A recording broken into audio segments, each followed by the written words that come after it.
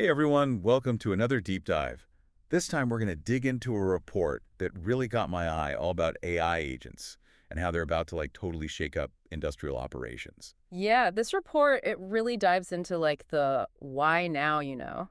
Why is this whole AI thing hitting factories and industrial stuff right this second? It feels like AI is everywhere these days, right? Yeah. But this report, it makes it clear that manufacturing is really ready for a change. Exactly. It's like they're facing all these challenges, right? Huge labor shortage is the pressure to make things cheaper and faster and more customized than ever before. Oh, and don't forget sustainability. It's like everyone wants companies to go green, but that adds a whole other layer of complexity. It really does. And traditional tech, it's just not cutting it anymore. Yeah. It's like we're trying to solve these super modern problems with outdated tools. So we need new tools then. Is that where these frontier technologies come in that the report keeps mentioning? Yep. And the ones leading the charge, AI agents. Okay, so the report talks about this idea of near autonomous operations, but what does that actually mean?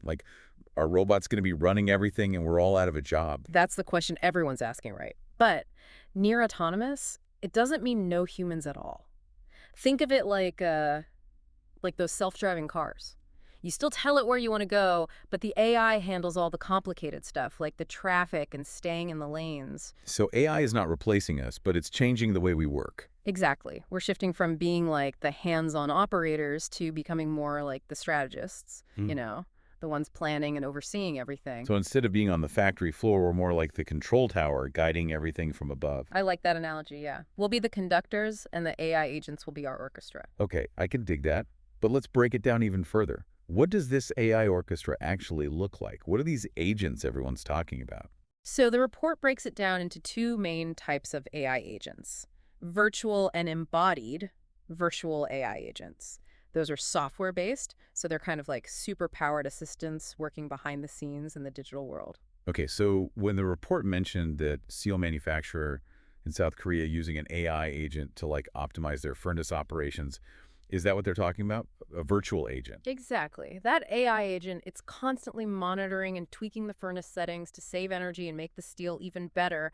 Imagine what that kind of efficiency could do for your industry. It's like having a 24/7 expert on call. Yeah. And the report also talked about a global brewer using an AI agent to achieve 70% touchless demand and supply planning. That's crazy. 70% less time spent on all that tedious planning. That's what AI can do. It frees us up to focus on the bigger picture, the creative stuff. Okay, so virtual AI agents, they're like our digital assistants. Got it. But what about those embodied agents? Those are the robots, right? Bingo. But we're not talking about those clunky old robots that just follow a set of pre-programmed instructions. These are robots with human-like dexterity that can handle all sorts of complex tasks and even adapt to unexpected situations. Now that sounds like something out of a sci-fi movie. Are we talking like those super advanced robots we see in the movies? Not quite that dramatic, but it's getting closer. The report talked about the Otto Group, a big online retailer in Europe. They're using an AI-powered robot that can pick and pack all kinds of different items in their warehouse. It's like having a worker that can learn any task in seconds. That's wild. Oh, And then there's BMW experimenting with humanoid robots in their plant. humanoid robots! It's mind-blowing. But if we're heading towards AI handling all these complex tasks, what does that mean for us humans? Are we all just going to be sitting back watching the robots do everything? That's a big question, and the report actually spends a lot of time on that. It's not just about implementing the tech, it's about being ready for this AI-driven future. So it's like we need to level up our skills and figure out how we fit into this new world. Exactly. Skills development is going to be crucial. We need to be training people to work alongside these AI agents to manage and oversee them, make sure everything's running smoothly. What about security? Having AI running our factories sounds great, but what if something goes wrong? What if there's a glitch or a cyber attack? That's a critical point. Cybersecurity is paramount in this new world. We're talking about sensitive data, mission-critical operations. We need to make sure these systems are protected. It's starting to feel like a lot to think about. It is, but it's also super exciting. We're on the verge of a huge shift in industrial operations, and the companies and the people who adapt and embrace this change, they're going to be the ones who come out on top. All right, so we've got the what of AI agents down, like the virtual assistants, the super robots, all that. Yeah. But I'm kind of curious about the how. How do these agents actually work their magic? Yeah, that's where it gets really interesting. These AI agents, especially those virtual ones, they work on something called an observe, plan, act cycle. Observe, plan, act. So they're not just blindly doing stuff. they're making decisions. Yeah. Exactly. They're constantly observing their surroundings, taking in data, then they analyze it to plan their next move, and then they take action based on that analysis. It's a continuous loop of learning and adapting. So they're always getting smarter, basically. You got it. Yeah. And the report talks about how there are actually different levels of maturity for these virtual agents. Some are kind of like entry-level assistants, while others are pretty much making decisions on their own. Like that example from the report about the AI agent that's like a super-powered advisor for factory workers, monitoring machine performance, suggesting improvements, all that. Yep, that's a great example. It's like having an expert looking over your shoulder, but without all the, human stuff. I could use one of those. Okay, so those are the virtual agents working behind the scenes. But what about those embodied agents, the robots? How do they learn and adapt in the real world? Well, remember how we were talking about those old school robots that were basically just programmed to follow a set of rules? Like, if this, then that. We've come a long way from that. Yeah, the report mentioned training-based robots. So they're learning by doing, like trial and error. Kind of, but the real game changer is this new thing called Robotics Foundation Models, or RFMs. Robotics Foundation models. Ah. RFMs. That sounds pretty intense. I know, right? But think of it this way. Imagine you're trying to teach a robot to pick up a specific object. In the past, you'd have to program every single tiny movement. But with these RFMs, it's more like you're teaching the robot basic physics. It develops an understanding of how objects move and interact in the real world. So instead of teaching it each task step by step, you're giving it a more general understanding of how things work. Exactly. And that allows them to adapt to new situations and handle a way wider range of tasks. Like those humanoid robots BMW is testing, that's a perfect example of RFMs in action. They can do things that would have been impossible for robots just a few years ago. It's amazing how fast this stuff is developing. But let's go back to that strategic approach the report emphasized. It's not just about throwing the tech at the problem, right? What are some of the key things manufacturers need to be thinking about? One of the biggest ones is having a really clear understanding of the value proposition.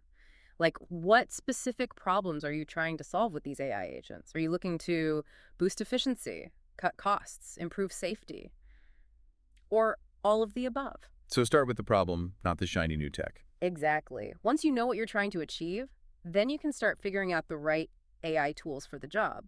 And that leads to the next big thing, building a solid organizational foundation.